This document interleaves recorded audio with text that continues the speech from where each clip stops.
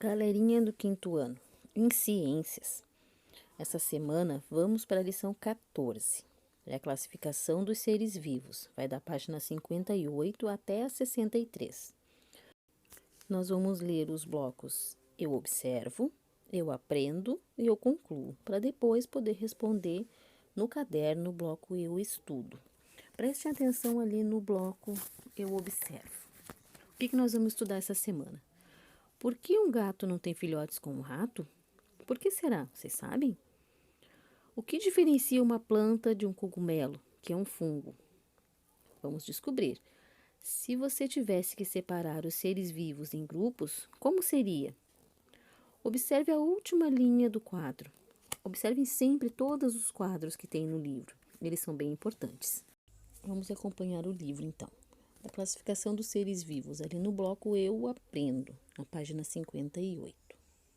Para classificar os seres vivos, são colocados em um mesmo grupo aqueles que têm mais características em comum, os mais parecidos. Existem várias maneiras de fazer essa classificação, depende do critério usado. Vamos ver os exemplos? Os principais critérios utilizados são a complexidade do organismo e a forma de alimentação. Complexidade, a composição de cada organismo, são classificados em unicelulares, aqueles que têm apenas uma célula, por exemplo, as bactérias, e os pluricelulares, aqueles com mais de uma célula, como, por exemplo, nós, os seres humanos. Quanto à forma de alimentação, temos os produtores, os consumidores e os decompositores. Os produtores são os que produzem seu próprio alimento. As plantas são um bom exemplo disso. Os consumidores se alimentam de outros seres vivos e os decompositores se alimentam de organismos mortos. Por exemplo, os fungos e as bactérias fazem isso. A principal classificação dos seres vivos é a classificação por reinos. Os seres vivos de um reino são muito diferentes dos seres vivos de outro reino, por isso ela é tão importante. São 5 reinos, vamos começar pelo reino dos moneras. Eles são unicelulares, têm uma única célula, que não tem núcleo. São decompositores e existem aproximadamente 10.000 espécies. O reino dos protistas é composto por seres unicelulares, aqueles que têm uma única célula também. Tem os consumidores, que são os protozoários, e os produtores, que são as algas. Existem 70.000 espécies de protistas.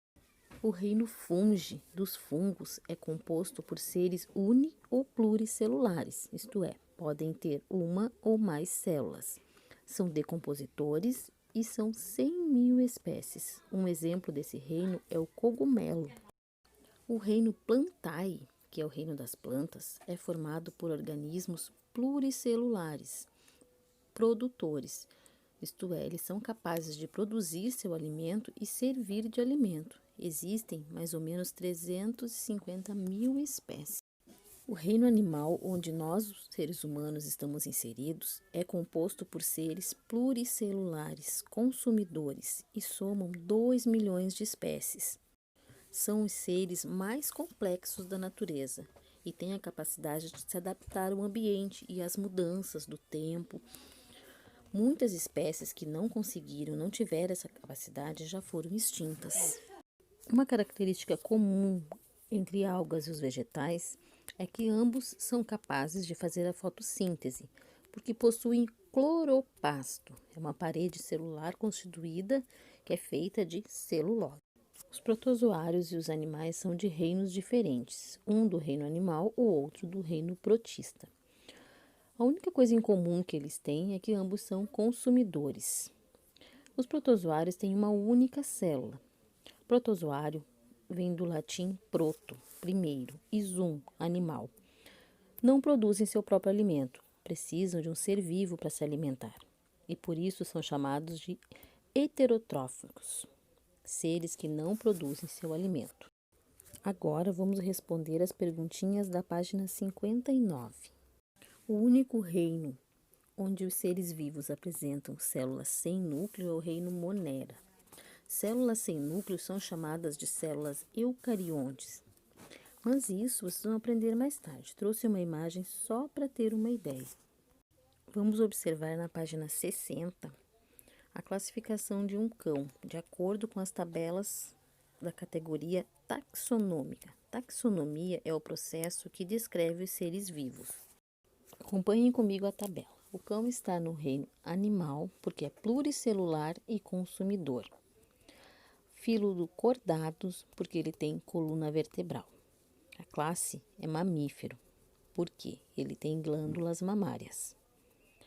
Ordem, carnívoros, se alimenta de outros seres. Família dos canídeos. Esta família também estão os lobos, os chacais, coiotes e raposas. Gênero Canis, que é canino, cachorro. Aqui entram os domésticos e os selvagens. A espécie é Canis familiares, que quer dizer cães domésticos. No bloco Eu Concluo está um resuminho de tudo isso que a gente conversou. Deem uma lida e assim vocês vão conseguir responder o bloco Eu Estudo, que está na página 63. Entreguem até sexta-feira.